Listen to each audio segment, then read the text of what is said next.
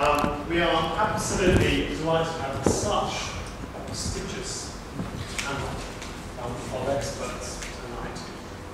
They need no introduction, but I'm going to introduce them anyway, just in case anybody doesn't know them. Let's start over here with Chris Richards. Would you like to say just like a very quick and portrait about each of you? Sure. So Chris Richards, I live in Camden. I was born in Jamaica, and I was the judge candidate for Barnet in Camden in the main elections for London. Pauline Pearce. I am Pauline Pearce, aka the Hackney Heroine, who berated the rioters last August for their wrongdoings. Sorry, I did also run for candidate. Also ran for Hackney by-election this May, just got me forward. And we have Andrew Jones. I'm chair for Beckenham at the moment. I ran in a by-election last year for council. I'm currently running for the European list. I'm a professor in emerging economies and transnational businesses. And I'm Esther Holloway. I'm a councillor in Sutton, all the way down there on the Surrey border, and also a member of the minority Liberal Democrats, which is a group within the party. Fantastic, thank you very much. What I'd like to do is just start off with people saying a little bit about the topic for discussion tonight, which is Black History Month just tokenism? And we'll start with Chris and work our way across. If I'm going to ask each of you just to say shortly, maybe a couple of minutes maximum, on what you feel about the title of the debate. And then we can pick up some of the questions and then open it up to the floor. Okay, I'll try to be quick. So I was thinking about this a couple of days ago, whether or not Black History Month is tokenism or if it's actually something that's relevant. But before I go to that, I thought I needed to explain who I am, where I came from, to give you an understanding of why I ended up with the decision I did. So, from my point of view, I think Black History Month at the moment in Britain seems a bit irrelevant. You can have it, you can decide not to have it, but in general, it just seems like there's no purpose behind it as it currently is structured. I'll go on to explain why. As I mentioned, I was born in Jamaica. I moved here when I was 11 and grew up in South East London. And my history, or my family history, based on my aunt, lives right here in Hackney. Her sister, my grandma, she was born in Jamaica, moved here during the 60s as well, worked in the NHS. Had my dad, then both my dad and my aunt and my grandma moved back to Jamaica. Back in the 80s, when things started getting rough, I decided I actually need to get out there and go back to where it's sunny. Which is good. And so the history of my family has basically been all about moving around a lot. My grandfather, he basically went and helped build the Panama Canal as well, for instance. At the moment, my mum lives in America, I've got aunts who live in Canada, so it helps with giving really good holiday destinations as well, which manages to balance the whole thing out. But I guess for me, it's more a case of actually as a young person who wasn't born in this country, who moved here, who went through the schooling system which didn't really explain the history of Black people in Britain. It almost seems a little bit irrelevant because I had to find out myself about what it means to be Black in Britain, and what the history of being Black in Britain has always been about. And so the reason I say it's irrelevant is because actually what we need to be focusing on is explaining that history to people in schools, explaining that history to people out in the streets. And it seems at the moment Black History Month just seems to be a thing. We have events like this, or we produce a magazine and we talk about it, but we never actually go out there and explain to people the struggles that people had in the 60s, 70s, and 80s, and in fact even now in Britain. So that's why I say it's pretty much relevant. We need to find other ways of getting the message out.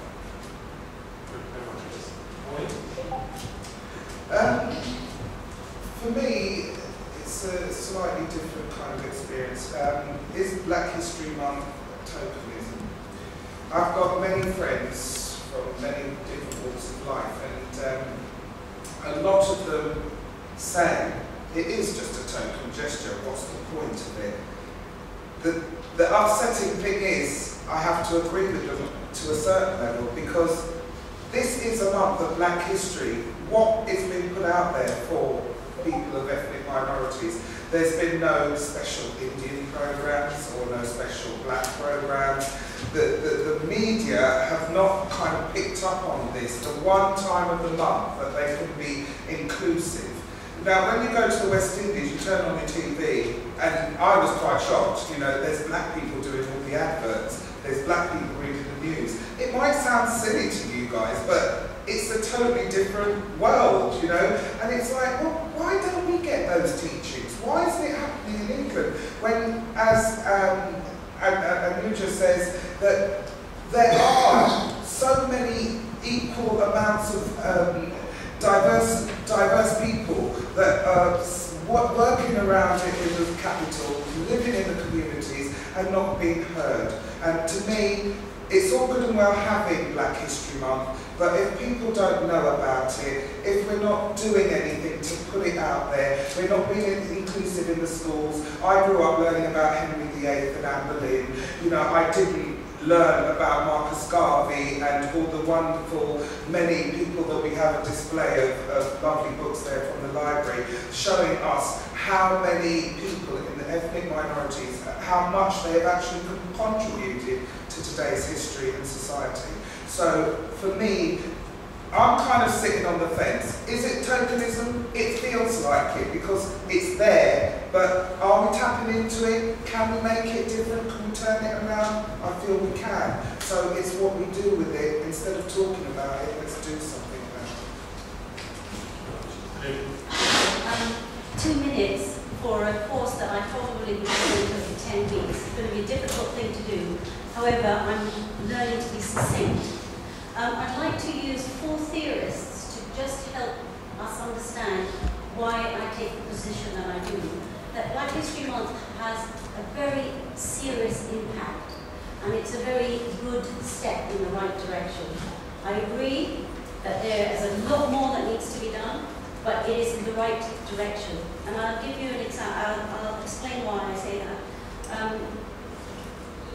Michel Foucault puts forward a theory about how we understand knowledge itself, okay?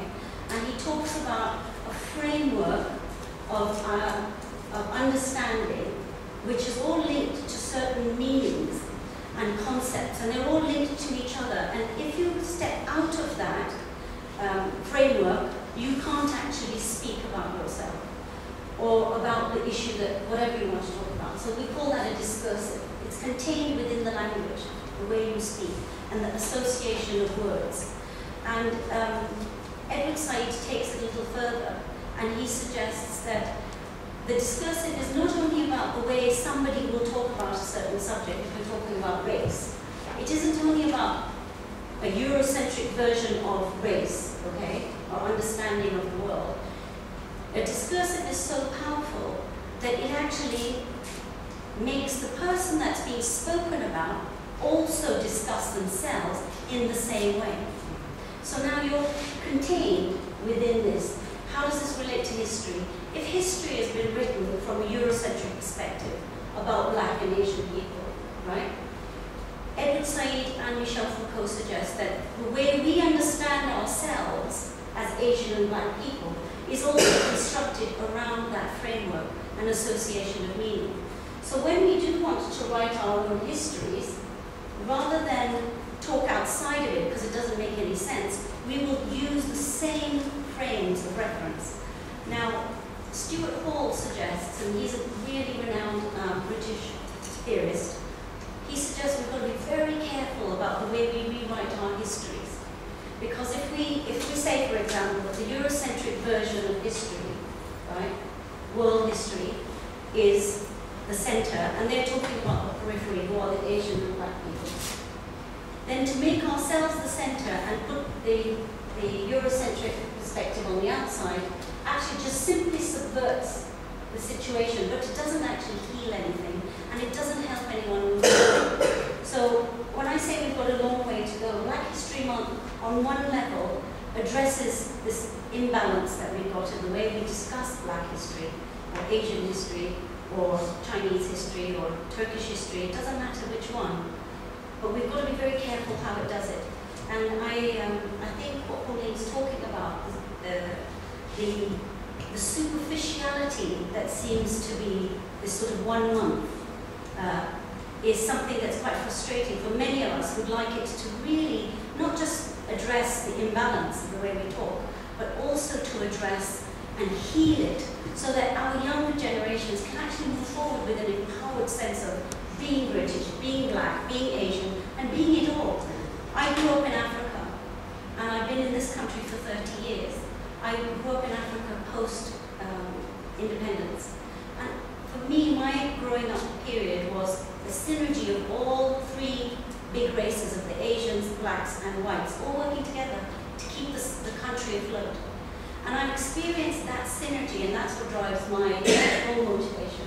It's working together in harmony. And so if we can't subvert history to one or the other, because they're both oppressive forms of talking. So we've got to be very careful about that. But Black History Month has had a huge impact. I have 4 daughters. My eldest is 26 and my youngest is 16. My eldest went from the Tudors to modern history. The whole milieu of colonialism, all of it, none of them got any of it, you know. 3 daughters went through the whole education system without understanding colonial history at school. What Black History Month has done is that my youngest daughter learned about Rosa Parks at school. So even during Black History Month, the schools do make an effort to do something. So it's not just a token gesture any longer. There is some sort of impact. There's some kind of implementation. It's just a small, small step, but it's a much better step than having nothing at all. I must admit that I'm sometimes a little frustrated, I guess, about the way that questions about Black History Month are actually posed. It almost feels like we're constantly on the defensive in terms of justifying it. A couple of people mentioned to me that I've actually seen the Box Africa debate recently that took part in. And once again, the questions there were putting Black History Month on the back foot. Should we, is it okay? Do we really need it? And I feel that actually it's a catch-22 situation in some regards that we actually create for ourselves by asking these type of questions, because by constantly defending it ourselves about the very need for Black History Month, what we are doing sometimes is actually making it harder for it to become less tokenistic, and we're creating barriers, invisible and visible barriers, for the deepening and the widening of Black History Month. Now, I'm entirely in favour of Black History Month continuing, because when you look at how Black History Month was actually created, I'll just mention that in a second, the question is, how much further have we really moved on in terms of knowledge of the African diaspora with ordinary people, both black and white. Black History Month was started as a Negro History Week in February 86 years ago by Carter G. Woodson. And that was at a time in which there were no black books around, in which it was a time of so-called freedom, free but not equal. And what the African Caribbean community found at the time was that after 300 years of secretly passing knowledge down generations in order for the identity, the African identity, not to be lost, it was actually becoming harder and harder as the generations went by to spread that message. When Black History Month came to Britain, we were on the 25th anniversary now, it was actually introduced by Ken Livingstone into the GRC. We had some black books, but we really didn't know about all of the black characters, about stories of struggle and triumph over struggle. We didn't know about the various different the characters that we all teach now in school, Rosa Parks, Martin Luther King's the Equianos, all these characters were not as well known as they are today. So Black History Month, 60 years after it started, was introduced into Britain, when relatively little had actually changed in terms of knowledge of the whole spectrum of African history. I use Africa in terms of the African diaspora. Today, the question about whether it's tokenistic now compared to is the question about whether we have really, how far have we moved forward in those 25 years. And I think that while we know many of the well-known characters a bit more now, while we know some of the stories a bit more now, we are still, in my view, a very, very long way from deepening Black History Month to the extent that it should be deepened. Because for me, Black History Month is much more than a series of stories and a series of characters. It's actually about identity, and the identity that actually all people of African descent actually have within them. I was reminded of a quote by Martin Luther King, who said that we are not the makers of history, we are made by history. And I think that's a really interesting quote coming from Reverend King, because obviously he made history himself. So why did he say that? I believe he said that because he was actually coming from and saw himself as actually part of the history that had gone before him and the ancestors that had actually gone before him as well. And I was reminded of that quote on Sunday when I went to the unveiling of a blue plaque for Bernie Grant at the Old Tottenham Town Hall. And before the ceremony started, or the speech started, or the there was a libation. And the libation, as I'm sure many of you know, is actually the honouring of the ancestors, the calling on the spirit, if you like, of the ancestors to protect and to watch over the events and everyone who's gathered there and the pouring of liquid on the ground. And I think that Bernie would have definitely approved of that, because when he did things that he did, I think he actually did it when he was talking about reparations, for example. Very unpopular at the time, he was Barney Bernie in the press. But actually, I like to think, and I don't know for sure, but I like to think that he was raising these issues not just to right the historical wrongs, but actually to honour the ancestors that have gone before, the spirits of the ancestors that have gone before, not just those that have died in enslavement, but actually all of those before as well. And the reason why I say these things is because Black history for me extends way back to the beginning of time. Way back to the beginning of time, and is absolutely everywhere. We're all African, actually, black and white. If you step back far enough, Africa was the cradle of civilization. And that, although, I suppose, if you ask the average person, where did life start, they would actually say Africa. But actually, then, if you plot the civilizations that grew up and the achievements that they made, it actually creates a real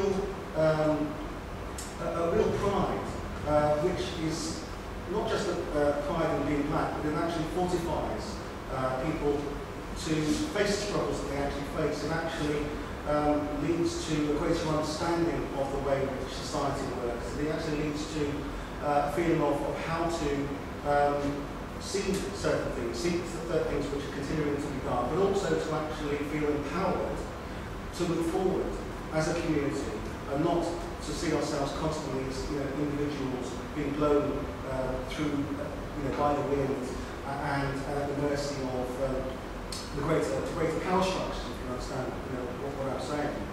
And this is the importance of Black History Month. It's actually taking us forward as a people, because Black history is actually inside all of us, as well as in the books. And we still don't know enough about Black history. I'm finding out about Black history all the time. And the more I find out, the more I feel, I really feel that it's something that I want to share with people, which is why I listen to my blog sometimes. And we always see two types of Black History Month events taking place now. So I'm probably going on a bit wrong. But we've got sort of council events, which tend to be quite staid and just full of just the odd sort of performance and not very much else. And you've got the independent events, which are taking place quite often now without state funding, because funding just disappeared and Boris Johnson's taken away the funding from City Hall and all the rest of it. But those events are getting to the heart of what Black history really means. And I think that Black History Month, the way it is now, may be tokenistic in the future, but only if we can actually raise a sort of consciousness through the sort of independent events that are taking place, which are getting to the nub of what Black history really is. So, our generation are going through these events and getting fed, but actually the real question is what's happening with the next generation coming up behind us. And I like to think that, particularly in the information age, they can take away the black bookshops, Marks Enterprise, but the information is out there, the genie's out of the bottle, and I just look forward to and hope that the young generation are actually looking at what we're doing with Black History Month now, taking the good bits forward and really building on it so we actually have a greater African consciousness in the future in order to really move forward as a society together. The sense that I get from listening to all of you is that nobody's completely happy with the situation at the moment at all. And what I'd like to ask you all is, if you were going to improve Black history, how would you improve it? Chris? Well, actually, before I start, just to clarify, Black History Month in principle, and so in Jamaica we have Black History Month and in America they have Black History Month. Actually, they managed to structure it in such a way that you get something from it that seems relevant. What I'm trying to say is Black History Month in the UK seems to be a bit irrelevant. It seems to be a bit, it's over the top. I know more about US Black history, for instance, than I do about anything that's ever happened in this country. So how I would improve that is actually go back to my own education. I found out about US Black history and Jamaican Black history from school. And actually Black History Month was a kind of focal point for all of that, where in school you learned about it in every single class that you were in. So in science class you learned about all the black scientists that there were, in history class you learned about history, but you actually structured it in such a way so that you actually found something out about everything. In this country, you're right, you do go, and I'm kind of showing my age here, but I'm just 1 year older than Black History Month in this country. And in this country, you do go from Tudors and all the rest of it straight away to the modern era without actually even looking at the whole period. It seems either as a country we're embarrassed by that period and don't want to tell the story, or we've just found a way of shielding ourselves from it. So if I were to improve something, it would be trying to make the education system in at least October focus on Black history in as much way as possible. Much the same as Chris, really. I feel that I personally would reach out to the people that have got the most power in the country. And since my berating of the rioters, I learned that media can really hype something up, or they can suppress it. They are in control of a lot of things and situations. And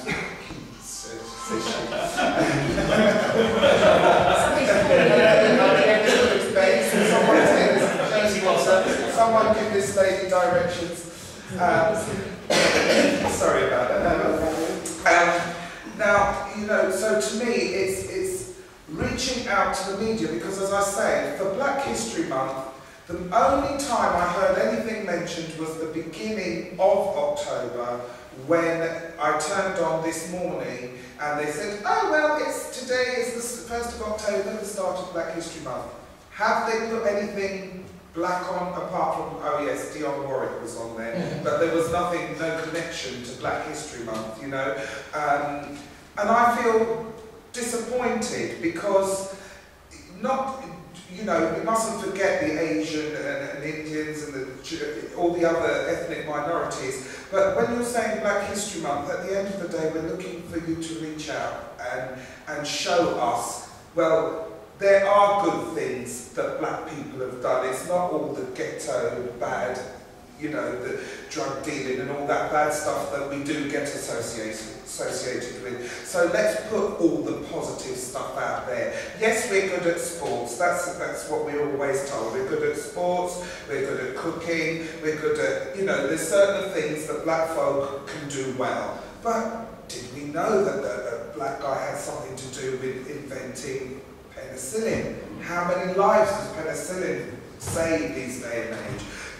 Were we aware that black folk was the first one to climb Everest? There's so much information out there, and I myself only found this out because I joined a radio station, a community radio station, that every October they do something for Black History Month, and we had to start doing our show and mentioning somebody from our black history, whether it kings and queens or whatever. I'm surprised how many black kings and queens there were. I grew up in middle-class Hertfordshire. you know, where there was no talk of Malcolm X and Martin Luther King. So the closest I came to black history was Roots, for God's sake. And I mean, the uproar that stirred in my little village, little town of Hitchin in Hertfordshire, where, you know, it was blacks against whites, and some boy called my cousin Kizzy as we were coming home from school, and it ended up all the girls' school pounding the boys' school. You know, it was just because of this, it brought up this racist element. And now we should be stepping over that. We should be able to overcome that. Maybe that's the wrong phrasing, but I move on from that then. Move on. But to me, it's something has to give, something has to change. And if it's, if the Queen's Jubilee, we had all this pomp and circumstance and all this excitement and so much money spent on it. But here we are, you know, celebrating our Black History Month, and what have we got to show for it? Not one programme speaking, you know, even if it's just for the 4 weeks, showing Indian background, showing Chinese background, showing African and Caribbean. You know, if we had 1 week of programmes giving us something, but I feel we failed in that way. I feel we failed the children, because we're growing up in such a diverse community these days that I feel each one teaches one, and I feel that everybody is entitled to know what everyone's culture is about. That way we all get on, and that's what it's all about. This is why I've joined with the Wing Chun community, saying that we're going to call ourselves United Community. So we want to get some Africans in there, we want to get some Chinese, Indians, we want everyone to be a part of United Community. Because the idea being, each one teach one, breeds familiarity, acceptance of our diverse community that we all live in. Yeah, I think you're right. You know, there is a disappointment on the table in the panel that we haven't gone far enough. And how I'd like to improve things is, first of all, we've got to really become very frank, and the fear of addressing many historical facts and jumping from, say, the Tudors to current history, leaving, you know, out 50, 100 years history in this country is a signal or a sign of the fear that we have. And I think that this fear is exacerbated in the times of globalization, where when you're all being forced into this global space where everybody's supposed to become one, you know, this is something that's happening all over the world, that national sort of, or local or community sort of fragmentation also accelerates at the same pace. So the world, as we become one, and, you know, the Africans, the Indians, and the Chinese, and the Americans all wear jeans and a t-shirt, okay? So that's becoming one culture. At the same time, there's great fear amongst different groups of people that, oh, we're losing our identity. So identity politics starts coming into play. And I think we've got to become very aware of the role that politics plays within this. And in a global era of the 21st century, to try to engage with the rest of the world from a myopic, short-sighted, very insular way of thinking from a national point of view, and not engaging with the global is a real danger. And it's a danger. We're going to do a terrible disservice to our children and our next generation. And one of the things that the ethnic minorities in this country are going to have a great advantage, in fact, over those children who don't travel to Africa like my children do, or Chris went to, you know, or they go to India, or they travel back, or they have relatives who live in other parts of the world. They have a much more global vision, and they understand their identity as somebody who's travelled, or their generations and have travelled. And that sense of internationalism is a real advantage in the global era, and it stops you from becoming this insular person. But Lester's point is so valid about the identity is also extremely important. I always say that the deeper your roots are, the further you can grow, the taller and wider you can grow. And so, you know, it's very important that Black History Month become deeper. And what I think Lester and I agree completely on this is, deep is not about having, you know, a little bit about the good things that happened with how the West actually liberated Asians, or how they liberated the black civil rights movement, or listened to them, because that's how it's actually presented. I wanted to go further than that. Why did we get to that stage?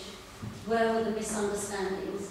How did we actually sort of create the race discourse where, you know, blacks and Asians were seen as subhuman? And this is a reality that we've got to be very open about. And it's nothing to be ashamed of, because, you know, there was a time on this planet where people thought the planet was flat. You know, we don't shy away from that. And we don't say that there's something wrong with those people. We just know that they were not as aware. So we've got to get to that stage, and it only happens when we say that we're doing this to move forward. However, and I think Mr. said exactly the right thing, there is so much pain and so much hurt and so much anger that we've also got to address that. And you can't, you know, be honest about the facts and then not also recognize the pain and hurt.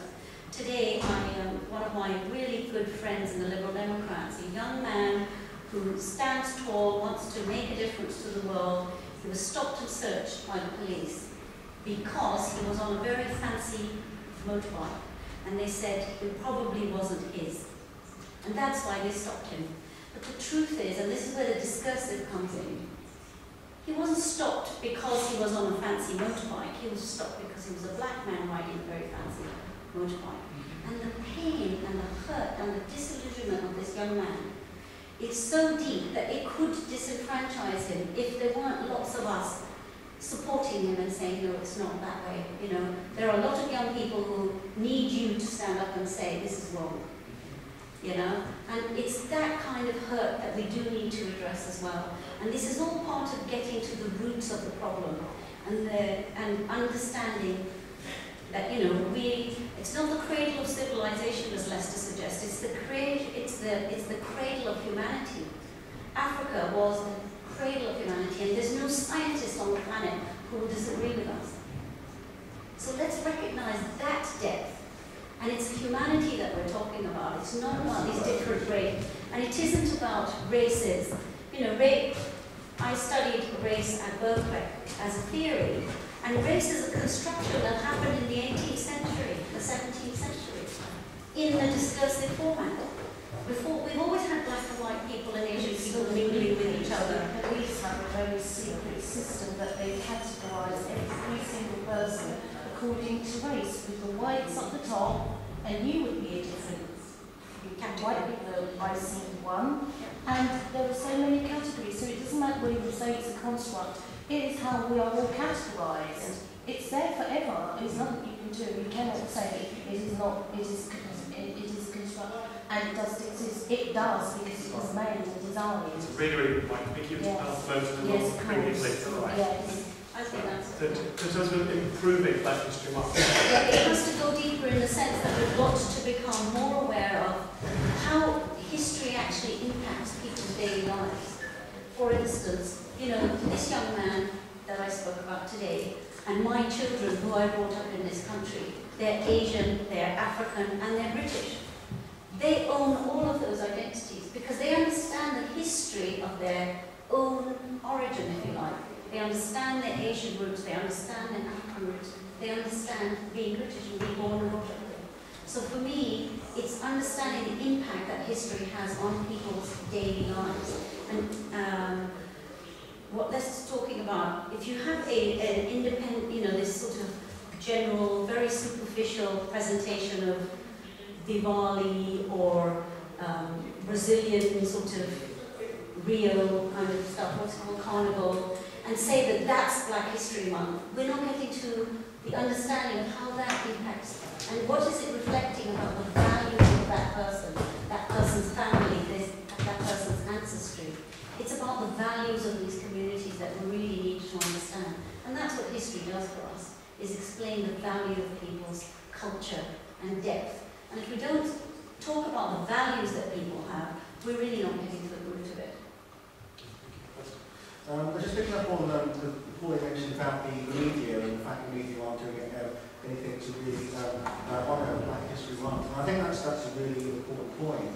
But it's important not necessarily to actually serve the productive to people of African descent, but actually to really bring the issues and the debates to the wider community itself. And I think that's really what's missing. I think that as far as people of African descent, one of the things I take from Black History Month is actually about doing it themselves, so actually not relying on the state or these to actually do things for us. But when it comes to the rest of society, it's really, really important. I mean, for example, if you look at Spain, huge amounts of racism going on in Spain. But actually, Spain was ruled by the Moors, until medieval times. Very little recognition of that. France, very, very racist country in many respects. But actually, there were, black families that were the cream of society in France, many centuries ago. So these are facts themselves. We actually have a huge amount of power towards them. And I think that when we're looking at Britain, one of the interesting things is, if you're looking, for example, at suburban music, grime and hip hop, it's full of misogynistic lyrics. It's full of lyrics about being angry at the going down the road and so on and so forth. But actually, the patterns of music are very, very African. If you kind of trace them back through different genres of music, and that the music that it originates from was actually used to promote very different messages. But there is still a connection there. There are messages about respecting young and old, messages about respecting women, messages about honouring the earth and the cosmos, and all these things have been lost, but actually the music is still there. And if young people, I think, will make a connection between the good that really comes out of Africa, and I think it would just really help. And one of the other examples I actually mentioned is I was reading a book by T. Shaka, which was really talking about this, where he was actually talking about how many young people get into beefs about disrespect.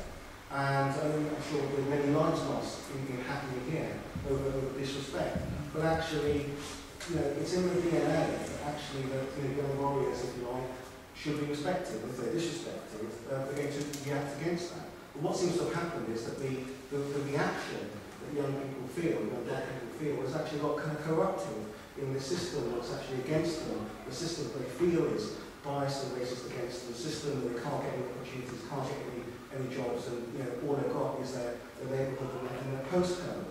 But the reaction itself needs to be explored. The reaction about disrespect needs to be explored, and by opening that up, I think we are actually taking them to another realm, really, and that's very, very, very important. Thank you. One that's come up again and again is the way that there is a need for Black History Month, and people have been talking about it in the panel in terms of the other communities and online as well. I had a conversation with someone who I work with a lot. He's Nigerian, he's a young entrepreneur, he works in trading, he works in, at some of which stereotypically would be particularly involved with football or music, whatever. He's Nigerian, and he surprised me enormously by saying that he hated Black History Month. But for him, it was tokenistic. That they actually said, why are we the only minority that have got a history month? Why is there not a Chinese history month? Why is there not an Asian history month? Why is it just for us? And he felt insulted. And so I'd like to ask that question to the panel. Why is it just a Black History Month? Why should it just be a Black History Month? I mean, that's such a question. Obviously, it's a question that does come up when I have conversations as well. I think what it comes back to is what I was saying in terms of where Black History Month started, and as I was saying, 6 years ago in the US. Now, in the US, there was a need for Black History Month, they'd seen, they'd gone through this period of having emancipation, managing to overcome slavery, only to end up again being trapped in the throat of someone else. And so they then had to fight their way back out of that and create a new generation of people ready to fight and willing to fight for that. I think they recognise that actually, unless you start teaching that history, it will just keep happening again and again and again. And so I think that's why in the US, Black History Month is definitely necessary. If you look at the kind of people who were subjugated in the US. Now, when it comes to Britain, I think it's a relevant question. It is a problem, that as a colonial power, Britain didn't just do it to Africa and the Caribbean and all the kind of black areas. It did it as well in India, it did it in Pakistan, it did it in the Far East. And so maybe the question should be about whether or not Black History Month, and I guess this is why I kind of say whether or not it's relevant, whether or not Black History Month needs to be wider and actually look at colonial Britain and try and figure out how we can get around the history of that and the shame that most people still have around that. Well, I can't not agree. For me, I think I don't know how we get around it. I find it quite difficult to understand how people can feel confused about it, because as far as I'm concerned, like you say, your chappie at work is saying that it's, it is an embarrassment, it is infuriating, but if you listen to the way I've been talking throughout, I've been inclusive of Indian, Asians, and so, because I feel that it is a representation of all of those minority groups. I don't think when England says Black History Month, it is not being inclusive of all, because we are the BNB groups, and to me, it is representative of all. I may be wrong, but no one said to me otherwise, and I just assume. And there's many of my friends and people out there that feel likewise, that it is that sort of, it covers all those ethnic minorities, all of those in that nice little safe box. But like you say, then we could have a revolt where the Chinese families say, why haven't we got a Chinese month? And why haven't we got a Turkish month? And why haven't we got a Jewish month? And it can get absolutely ridiculous. So this is where the question pops up again. Is it a token gesture? Is it just to keep us calm?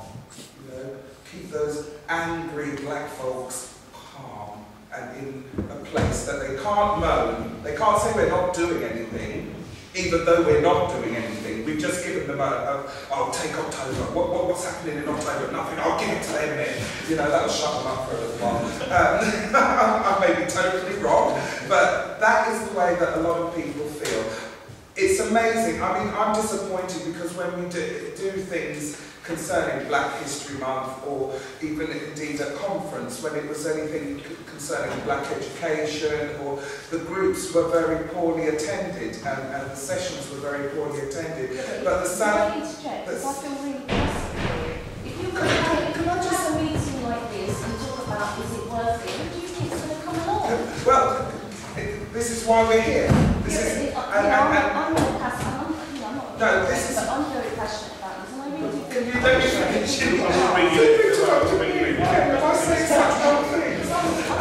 I'm just speaking from my heart, darling. That's why the meeting's happening, and it's me that set it up. So the reason I set it up is to get that feedback. But please let me just speak. Everyone's voice is things different, or words things different. But I hope I'm not being offensive to anyone in here, because that's totally not in my nature.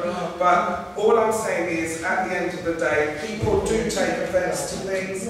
People do feel like it has been an idea that's just been, okay, here, give them that month, that'll shut them up, keep them in control, and then they've got nothing. But then people have got wise to that over the years, and as I say, I've grown to know a lot more about my black history just by listening to a local radio station, and it shouldn't be like that. Breast cancer, every minute it's on the news. How to have safe sex, every minute it's on the news. Spiking your drinks in disco clubs, every minute it's on the news. Black History Month, hey, where is it? The only time we get a lot said about it is actually Facebook.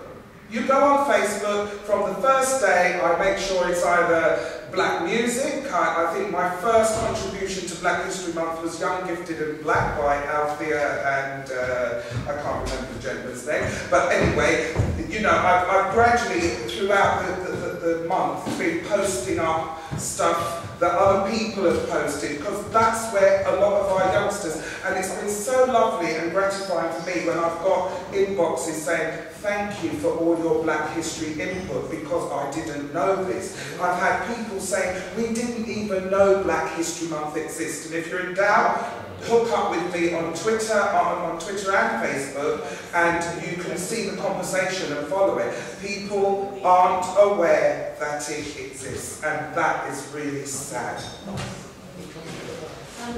I would say that in academia there's a recognition of the use of the word black as anything that's non-white, okay? And the change that happened in the post-Martin Luther King period, where it became fragmented. So there is a recognition and an understanding, and this is where the discursive comes into play, that we're in, you know, about, say, 50 years ago, even as recent as 50 years ago, when you talked about black, and that's where black power comes from, it was a very inclusive term. Anything that was non-white was black, okay? So academically we understand the discursive and the connection, and this demonstrates how our understandings are very, very powerful. Today, the term black refers only to people of African origin.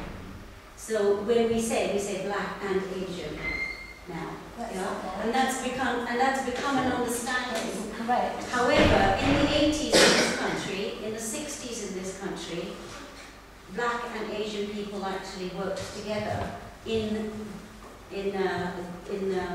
subverting any kind of discrimination within factories, for example. Yes. You know, I know that East Africans, Asians who came over in the 60s and 70s led some of those revolutions within the factory working, but it was carried on by people of African origin. And you know, I have to say very clearly that there's discussions we have in our Asian community where I categorically say we ride on the work that was done by people of African origin. So the work on discrimination in this country has been carried, you know, Mrs. Lawrence is exemplary. She's exemplary for the benefit that her work and her resilience to the rest of all ethnic minorities is a testament to the African spirit, if you like. Okay, that's the way I see it. And it is a shame that the word black has now been fragmented into these sort of fragmented spaces. But again, this is a reality of changing environments, changing economies, changing global structures, that people are now going into these nation states. So now we have categories you were talking about. I look at census data and do a lot of research on census data and the creation of identities in this country. East African Asians was a category that was created in the 60s, census data, 1961, and then it disappeared in 2001. So East African Asians were not South Asians, they were East African Asians. And why did this happen? Because there was a huge migration of them coming into this country. They were British citizens or British subjects, but they had to try and stop them or monitor them or manage them. So the census data actually, created a category. They're called Asianoids. Right? We've got the Negroids and Hawks. Well, we've got Asianoids. All I'm saying is that, and my research was, why did we create an East African, Asian, and everyone else was South Asian? And they were all the government, the census, this is how we manage our population. We try to understand them. In 2001, everything changed, where we suddenly had categories which were the South Asian group broke into Indian, Bangladeshi, and Asian. The black group broke into Caribbean, African, and other African, whatever other African is. Yeah, so these are the kind of categories, and they created religion. You've also got categories the white of religion associated associated. the area. So you see, when we talk about identity communities and how these things work. It is the languages that have now started becoming far more complex. And this is all part of the discursive. So when we use the term black, traditionally, as race has been understood, and from a political position, black was inclusive of everyone from a political dimension. It's only in very recent times that it's actually So I become... wasn't wrong in So assuming... in the 1980s, after the 1980s, I would say that there was real true fragmentation of Chinese, Asian. There's Chinese, there's Asian, and then there's African or black. These are the three main categories. So it's, and the Chinese, we don't know what that means. It's not just China, it includes the whole of the Far East. So, and you know, the white group is not just white either, by the way. There's white and there's white Irish. And that's it. There's no other white category. Okay, so this is the census data. So language and discourse are created in this fashion. And how we start understanding ourselves is through the terminology of discourse. And this is why Black History Month is very important, because it starts highlighting these very peculiar sort of apparatus of understanding. Because here on this panel, we have people who have associations that completely make a nonsense of those categories, don't they? Yeah. And that's what Black History Month allows us to do. And that's why I think it's very important.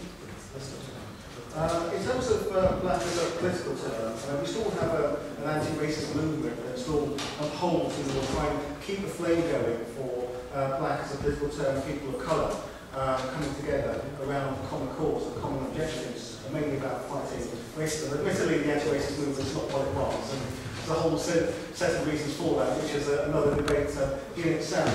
But I'm very much for, terminology aside, I'm very much for coalescing and cooperating with around fighting racism, around fighting the EDL, BNP, around fighting racism in education, in criminal justice system, whatever it is, stop and search. But I think that's a very different debate from actually looking at history and looking at black history, African history, because I'm very supportive of Holocaust Memorial Day, of Chinese New Year. If anybody wants an event, anybody wants a month, a week, whatever it is, I'm absolutely there with them, shoulder to shoulder, saying you can actually, you should organise, we should come together to help you organise and to feed off each other. But when it comes to particular histories, and when it comes to African history and African diaspora, I don't see any reason whatsoever to actually sort of widen it out, for example, to actually include other histories, because it's a big enough area in itself without actually making it wider. It shouldn't actually have to be made inclusive, because the whole nature of black history is that actually it's something which we should be pushing out and spreading out to everyone in wider society. But we shouldn't necessarily be actually pulling it itself in different directions and actually feeling that we need to be inclusive by including Indian history or Chinese history or whatever. Because identity and pride in your particular identity is actually very different from political organisation. I think there are two totally separate things, and there's no reason why we can't support various different celebrations or history or culture, but at the same time come together when it comes to fighting the ills and the challenges that we face.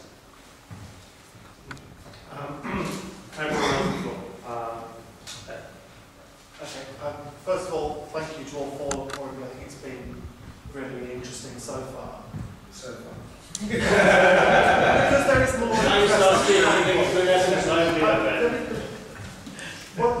One thing I found really interesting, particularly the first one of speeches, was when people started to mention specific topics and people who were being mentioned in Black History Month. And the names that came up were people like Rosa Parks, like Martin Luther King, like Malcolm X, who obviously are incredibly important figures in civil rights movements in America, and that has resonance across the world. but I didn't hear anybody mention any specific figures from black history in Britain or in Europe or anywhere else. And the thing that I mean, something that really strikes me when it comes to sort of listening to sort of things, you know, things like black TV or black music, for want of better terms, is it's very, very American centric. And the history of black people in America and the history of white people in America, quite frankly, you know, they are different. If you look around the room, we've got people who are first or second generation migrants to this country from, you know, well, if you look around the room, several different parts of the Caribbean, directly from Africa, you know, and so many different backgrounds who've come directly here, who have, you know, have that context to their individual history. And that's very different from the history of most black people in America. I mean, one of the things we've about around Barack Obama that people sort of comment on is that he is not a classic African American because his African ancestor is you know, immediately his father, who was Kenyan. He does not come from that African American history. So I wonder, But in practice, it's a different matter altogether. Well, what I suppose I'm asking is, should Black History Month pay more attention in this country to showing particularly young black people what their personal roots and history as black British people are, rather than trying to transplant black American history and say, this is your history and this is the only black history that matters? What about black history in the context of world history? Sorry, can I start asking them? Well, as I was saying, this is exactly what I do believe Chris was saying. You know, so much focus actually goes out there to USA and all the black history examples there, Africa, Mandela, the big names that we all know and we're all familiar with.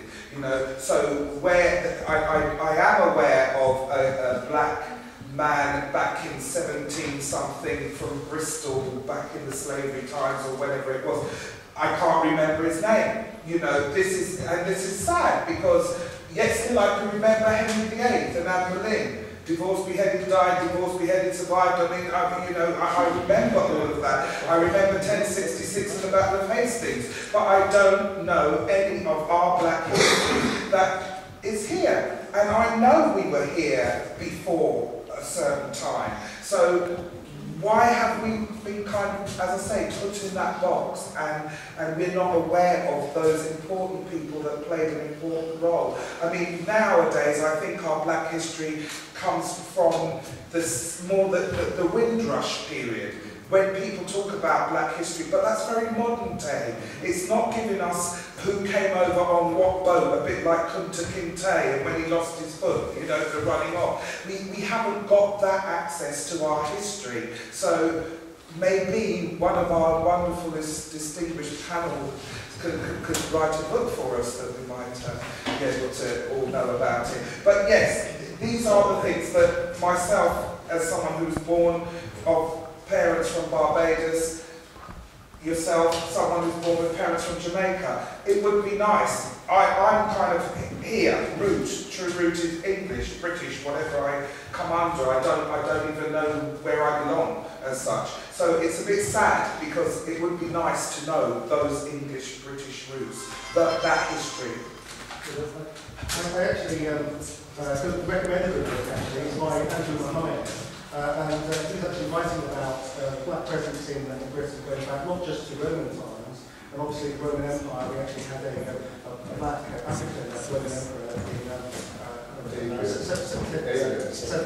Septimus. Yes, but also, you know, there were actually black tribes in Scotland going back to like 440 AD, which is quite amazing. I actually made a query to my local council, Sutton Council, about the black section in Sutton Library, because it just seems to be a load of trashy novels from the US, basically bombasters that just happen to be black.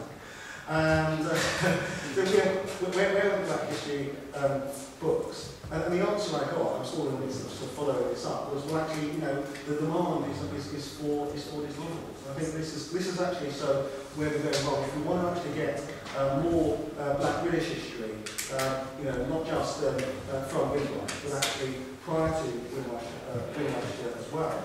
You know, we actually have to get the raw materials in there. I don't need to write a book. There's plenty of people, there's plenty of books out, there's plenty of material out there, but the material itself is not getting to the people.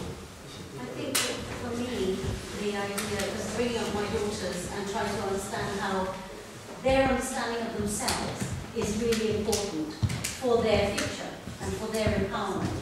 And it wasn't about, did they know the details of, you know, what happened in the Raj. And I remember my 7-year-old daughter, when I told her about colonial history, she was devastated. She said, "Are the British, are we British?" She said, "Are we British bad then?" And I said, "No, we're not. This is just the way it was." And I had to explain it. She was 7. And then we were going out to Africa, so I wanted to explain to her this is why we got these names. But all this was so much connected to her identity is colonial history. And they would not have the resilience, the kind of pride, their rootedness in being being British, without actually understanding this history completely. And Paul Gilroy is another theorist that I haven't mentioned, who doesn't look at the history of Britain, but he looks at the black people of history. And his theory is that to address the truth of our histories, our collective histories, because in no way my history can be separated from that of Africa or of Asia as a British person, whether you're white or black. It's just our collective history. If you don't have it, you first of all don't have the roots that I'm talking about. That means black and white and Asian people in this country don't have the roots they need to grow. And his theory is that we are suffering something like a melancholia. And melancholia comes on when you are faced with a truth or a reality that you find very difficult to absorb. It's like my 7-year-old saying, "Does that mean we're bad?" You know, and there was someone there to help her address it and put it into perspective and bring it forward. And he suggests that the West, and that includes all of us, are in this state of melancholia. You know, for all of you to go back to Africa and to say to them that, you know, I'm African and I'm African roots, I'm going to tell you very quickly, they're going to tell you you're not, Yes. you're British. I was 24 when I went to India for the first time, and they said, "You're a complete foreigner." And I speak the language, the religion, you name it. It isn't about this nationalism. It isn't about the segregation of the races or their different experiences. It's understanding the function of history in creation of our identities. And we are a collective. You know, your history is not separated from mine because I had this joint history. The Latin Americans, or no, it's not even them. Who hasn't had this collective history? We all have it. And this is the point. And I think it's really important to get to that level of British history. You know, a cup of tea is the greatest symbol of our collective history. The tea leaves are coming from somewhere, the sugar's coming from somewhere, the milk's coming from somewhere. And it's the three together that make that cup of tea. And that is the most British thing you can have. And the porcelain came from China. Yeah, there you go, you got it. First of all, it's interesting to listen to all of you, but I think Black History Month, we need to look at the history, come back to the history and what the meaning for Black History Month was all about. And I sense some confusion even at the table as I listen to different directions. And the meaning, or the way I would view a Kata chief, that is the meaning, we've got to understand he also had an organization which was called the Association for the Study of African American Life, and history. That was the organization that he had at the time. And what that, we've got to look back and see what was in that era. And what was in that era was, there was Negroes who were being persecuted. You know, the colonial whatever, people were fighting, yeah? And that's the reality of things. So to try and set up such an organization or umbrella organization, I would deal with that he wanted celebration for people like Martin Luther King, who were not represented at that time. And hence the reason, you know, there was no opportunity for Negroes at the time. Therefore, you needed an umbrella organization, not an umbrella, let me say an organization at the time which presented those people, because there was no industry for them at that time. So in order to create that, then you find you in sort of a situation whereby now we know about people like Martin Luther King. And for me, the celebration begins from there. So we are looking at a period which, do we need to continue that? Yes, we do. On the grounds that if you took the word Black history, then you remove the audience from the celebration, because then it becomes that you don't really concentrate on who was who at the time. And an interesting thing I'm going to say, what else could we be celebrating about? Most of you would know. Who brought about slavery mentality to get finished? Wasn't it the white people who actually pioneered that for slave mentality should stop? So Black history again, that comes about from a different direction. I really don't feel that if a Black person was going out there and saying that slavery should stop, I don't really think that would have happened. So congratulations to white people. You know, for me, yes, and that's how I feel. And I think that it took, if anybody knows your history, Wilberforce, was it, who stopped the slavery? And everybody celebrates Wilberforce. That should be quoted in brackets, Black history, because he pioneered that. He pioneered the slavery mentality and helped the world to move forward from what was deemed as slavery. And to me, that is the biggest Black history that you can really think about. So in bringing back Black history back to what is celebrated right now, I think the theme and the celebration is, and it's happening on the table as well, what we see is, because of the confusion of maybe historical wise of what is happening in Britain or all across globally, like she's talking about, you've got this thing whereby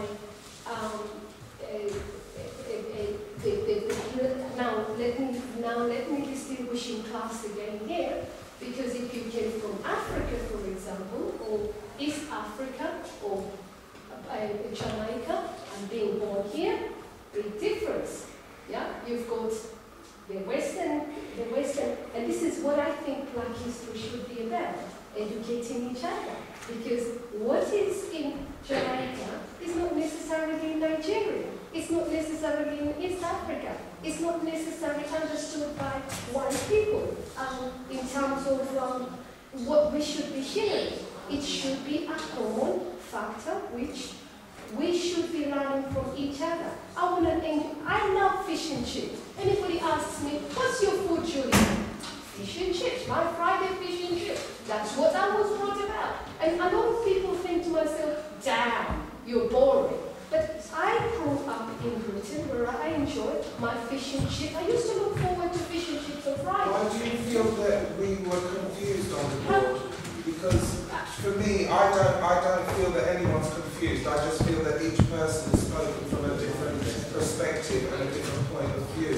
Because if you listen to what we were saying earlier, I basically said, each one teach one, which is basically what you're sitting there saying. So you can't say we're confused and then we're both saying the same thing. Because each one teach one's mean. This is why I've set up with Kind, Darling Joe and Len there, the Wing Chun and Jumo community. They're Chinese, I'm Afro-Caribbean. We have some friends who are African. We have my Christian friends at the back there. We have some Jamaican friends here. We're all joining because each one teach one. So we're all going to learn from each other, and that's hoping that this, that's why we formed this group called United Community, which means that whatever background, whatever diverse background you come from, religion, whatever, we're going to respect that.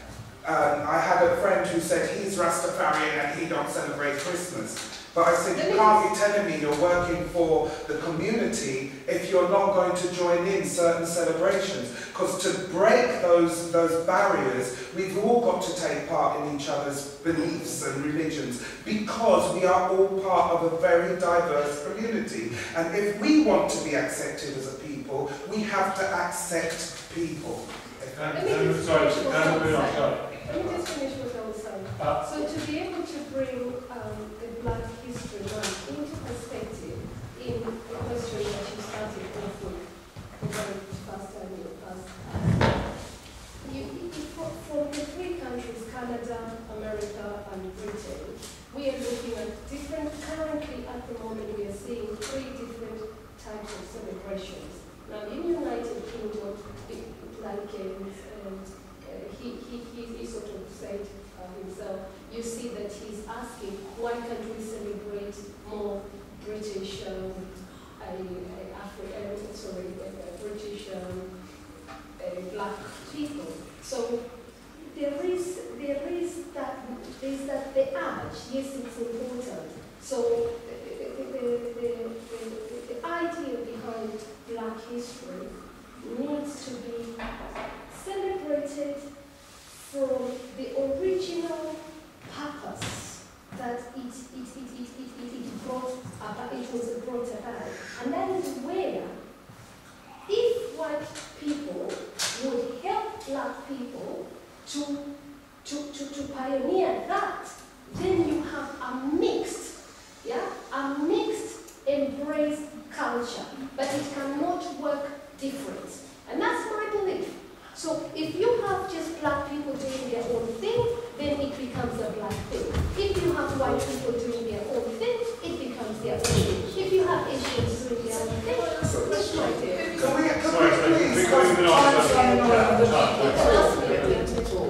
I've been sitting here and listening with great interest to what everybody's saying. Could you stand up, darling? Because I love you and I think you should be standing. Well, you want me to face up and down? Now, first of all, we should all understand one thing about slavery. Slavery has been going on from the beginning of time. Right?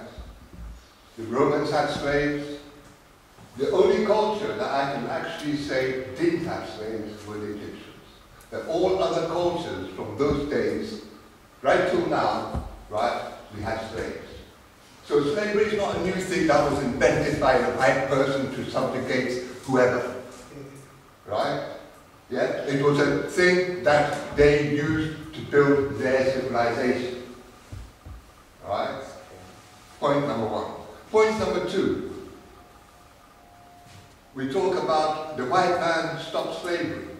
Well, no, he didn't actually stop it, because what actually happened in this country was a black man who was due to inherit, who had come over from Jamaica because one of his parents was English and the other was African or a Jamaican slave, had come over here, had been told he couldn't inherit, and had gone to court. And the court ruled in his favor that no man should be made a slave. That's what actually happened. And then the British government then decided we're going to abolish slavery, right? And they started sinking American ships and the government. Humanitarian, not economics. Now, so we have that scenario. What we have to understand, yes, when we talk about Black History Month, where do we begin? Because everybody is talking about Martin Luther King and all those people. I'm going to talk about Pan-African organization, which was long before any of these people came about. Yeah? Right? It was, the Pan-African organization was a group of people that came together from America, from France, from the Caribbean, and from South America. Yeah? Right, I'm from Ghana, so I do know about that. Yeah? Because our first president was a member of Pan-African organization. So when we talk about Black History Month, we have to know what we're talking about. Yeah? Where are we going to start from? Right?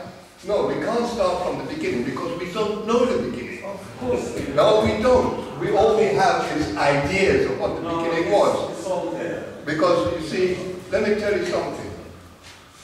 My tribe is Akwatim. Yeah? We had slaves.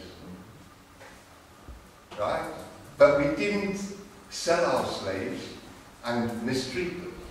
Because if we, in our tradition, if we took somebody as a slave, we were totally responsible for the health and well-being of that person. It didn't work then. Right? If that person got ill, we Sorry, had to make I'm it. not to cut you short, sorry. If that person got ill, we had to make it better. So when we're talking about slavery and this, what we should actually be talking about is modern day discrimination and colonialism.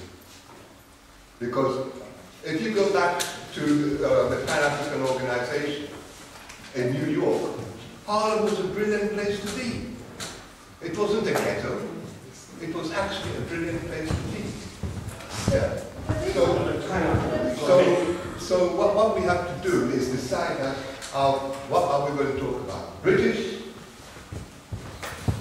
blacks, and then that I mean World the Asians, World Black History. all that. Yeah. Because British history, Britain went out and more or less conquered the world. Yes? So when we talk about slavery and that, we have to understand a couple of things. First of all, if you conquer a place, yeah, and you want to remain in charge, you have to put certain things in place. If you don't put those things in place, 6 months later, you're out.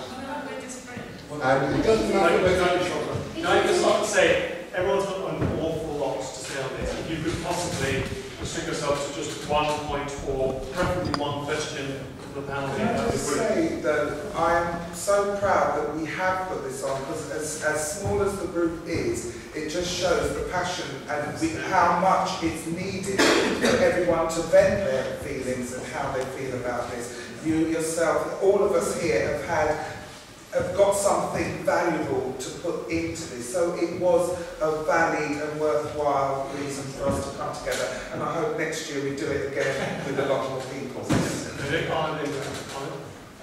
I just want to emphasize something, because I think and all the friends history experience, I think it's very, I think people underestimate the level, people underestimate the level of the effect it has not to have black role models for people. I'm not denying that there's black role models, but I'm saying the lack of the celebration of them. Now there's a lot of talk about how there's the king and stuff, but that's good for American. And I think the government or British government needs to do more in terms of celebrating. Because whenever I speak to my friends or even the demographics who do subscribe to the stereotype of gangbanger or whatever on the street, you get a couple, we've heard of thing where they are like, yeah, you know, I just don't feel I can do anything in this country, but I have all the power of it, I have all the power of the knife and all this. But if you, or I can go to America, because the American dream is alive. Now, even for myself as a Spanish politician, I feel when I see people like Pauline Pearce, I feel there's a limited number of black politicians, but there are a number of them. But if they were celebrated, or there were more in different areas, and I think people like that, it just feels to me like they escaped. You know, there's deliberate intention to not make them be there, but they got through the net. You know, accidentally, they will do the whole street. It feels like that. I think there was more to be done, as if to say, black people can do this, and if you do get it, you can be celebrated. Or Chinese people can do this, and if you do, you can be celebrated. Now, I'm not just trying to keep it back, because of course it's a very dynamic issue, and it extends to everybody who's a Western. I just think that it's a real problem. don't celebrate people who are British or African or Chinese in Britain. Yeah, thanks. I'm a local councillor in Southwark, and sometimes I really love being a Liberal Democrat, and this is one of those times. So, Chris, you're right. The experience, as I understand it, of the American black man and the American black woman and the UK black man and the UK black woman, very different, very disparate. Leslie, you were talking about is the council run the sort of top-down approach to Black History Month? Does that destroy it? Does that ruin it? And for me, coming to a sort of grassroots, a sort of radical meeting like this, much more exciting. I looked at the Southwark's list, and I've got a duty as an elected councillor to represent and to go along to a Black History Month event. And I looked at it, and I just thought, I really can't engage with any of this. For the first time in years, I didn't go, there was one, why don't black people vote? But instead of going to that on Saturday morning, I went out on the doorstep and I was talking about trying to get black people to vote in Democrat. I've got a question, I'll get to it, thank you for your indulgence. Is Black History Month, devil's advocate, is Black History Month just a way of presenting black culture so that white people can accept it in a sort of like sanitised way? So they can just sort of dig in. On one hand, it's a platform. Yeah. Which is what I respond. The way I see it, and this was debated in the GLA, about maybe 15, 20 years ago about this idea. Is it sanitized? Is it superficial, etc.? However, the people that are actually taking this forward now, in the independent kind of events particularly, are people who are seeking to empower the next generations rather than actually, the audience is not about the white man anymore or the white woman. It is actually about our own communities, informing their own communities about that pride, if you like. And that comes down to your values. And that's why I was saying that if we don't teach history as a lesson of values, because that's really how history is written. And that's why it gives power to the person who writes the history. They write their values into it. That's why you are seen as a victor, because you have certain values that made you victorious. And that's how history is written. That's the framework. And that's why it's oppressive to the one that is perceived to have been defeated. And so this kind of paradigm of power that is associated with history is very important to recognize. The function of history itself is what Black History Month is an opportunity to readdress the balance.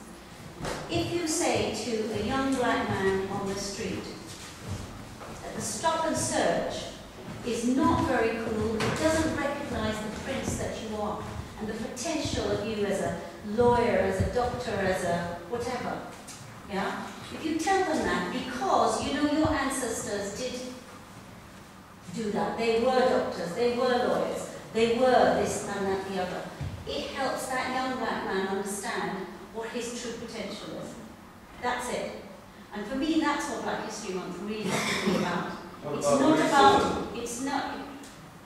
is not about addressing the political aspects of racism. It isn't about placating the guilt of any white person. It isn't about empowering some sense of superiority among some ethnic minority group who may be doing better than black people.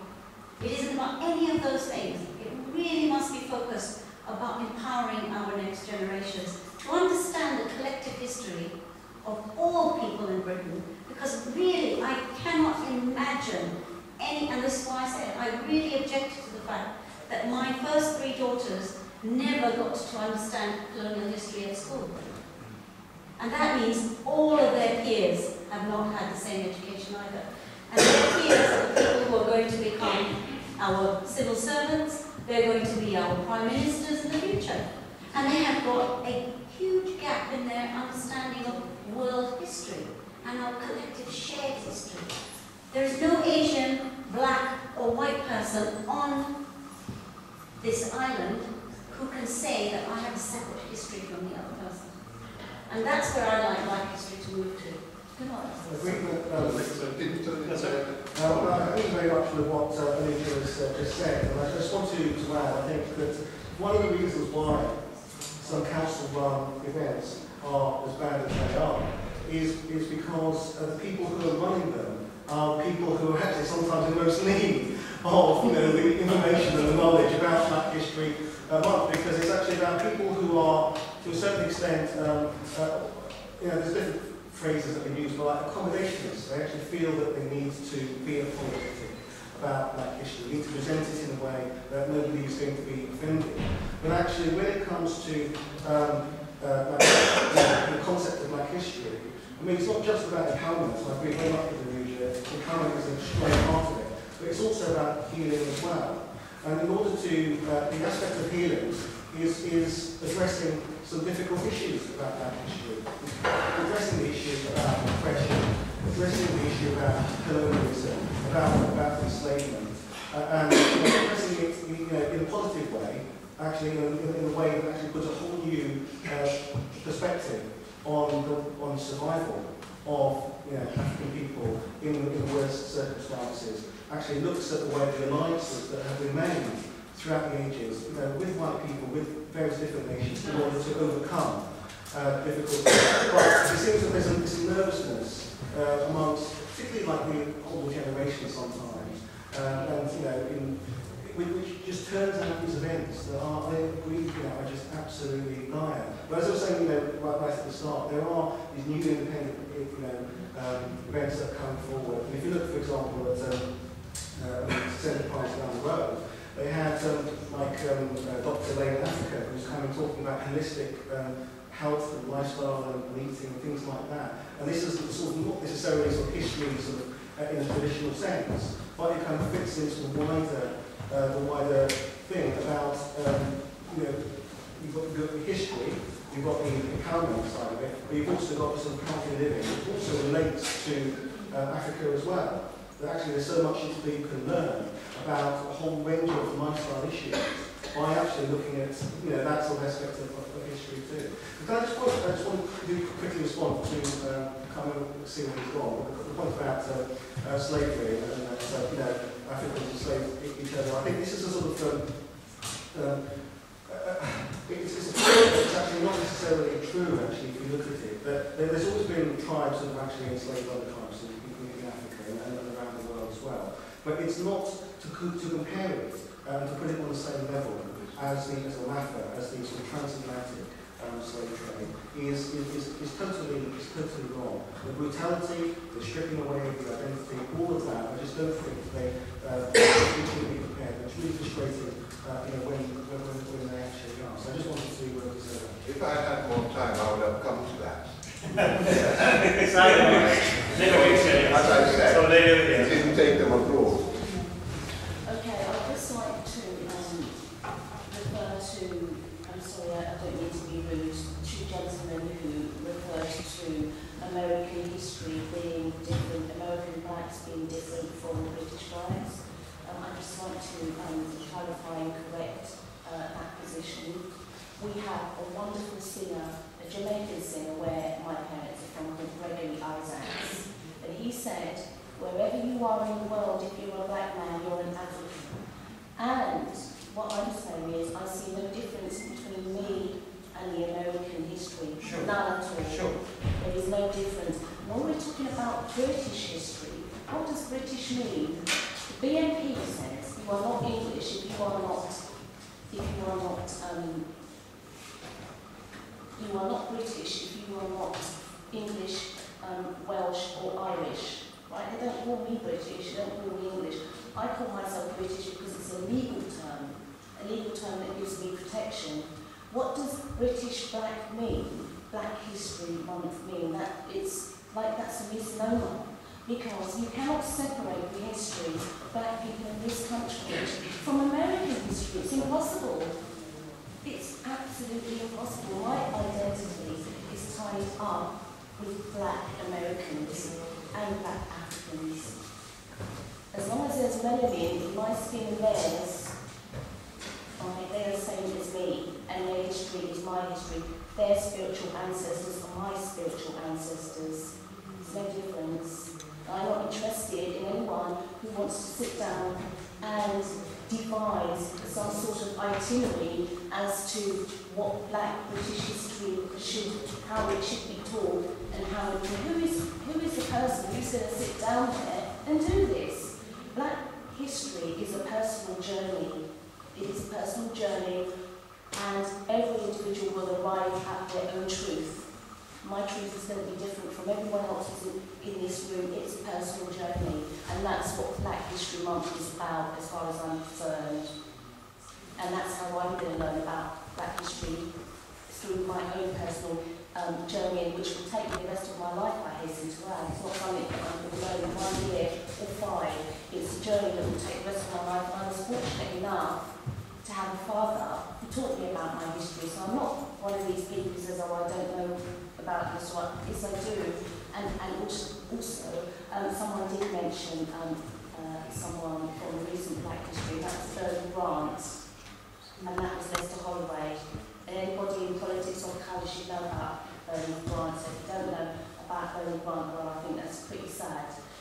So at the end of the day, I just think if people understand that Black history is a personal journey, I'm not interested in about all the different cultures that can come along. I'm not saying they shouldn't come along and learn. If you want to be my friend and understand me, come along. But I'm not going to accommodate and assimilate, because assimilate means I must forget about who I am, about my history, about my spiritual ancestors. I don't believe in assimilation, and that's a problem, because when my parents came over here, they were called all kinds of names and told to assimilate, right? That's what they were told to do. They couldn't assimilate. So my daughters, my daughter's generation are assimilating. That's fine. But the result of that is you see them writing on the streets because they don't know who they are. They don't listen to their parents. They've lost the sense of strong culture and respect for the parents. And so they don't listen to authority at all. So this is why Black History Month is not a tokenism, and I am offended by that subject matter on discussion today, because it is a negative atmosphere to the whole proceedings. Well, maybe I'd just like to say that the selection of the title took great debate, and sadly it's only yourself who's opposed to that. As we say, you can please some of the people some of the time, not all the people all the time. It's as we say, well, you said it's all to negative, and I don't see anything negative in here apart from a collective of people putting their opinions across. And you can't be opinionated in something like this, because we haven't touched on policing with Black people, we haven't touched on many subjects, but that wasn't what the subject was. And it was brought up because do we think it's a token gesture, or do we think it's okay, it's acceptable? This is what the whole subject was about, and the reason being was because many, I'm on radio, how can I finish? I'm explaining to you. I'm on radio, I've done TV, and I've spoken to many people. Even on Facebook I've addressed this. And there's a lot of people that came on before I came up with the idea that it is just a token gesture to Black people. So this is why that title was chosen, and I would hope you would appreciate that, because I don't see nothing negative in here today. 20 to 10. Do you see anything negative? Interesting debate. I don't think we should stop. It's clearly not going to stop. But we can actually pull it together or talk this afterwards. What I'd say is that from my point of view, I certainly have eyes open in terms, I suppose, the thing that came up most strongly, that sense of the collective history that we share, all of us together, and that maybe what we need to be looking at is finding a way to actually explore that collective history more fully and more richly from all perspectives, all backgrounds, all cultures that we come from in some way. Thank you very much indeed for your participation. We'll carry on talking. There's a there is some food, I don't know what the situation is. Sandra, can you tell them? And we're going to do the raffle, so please don't all rush off, because I'm sad that my sister in here feels that it's negative. I didn't feel anything like that, but I just don't want everyone to rush off. Please take part in the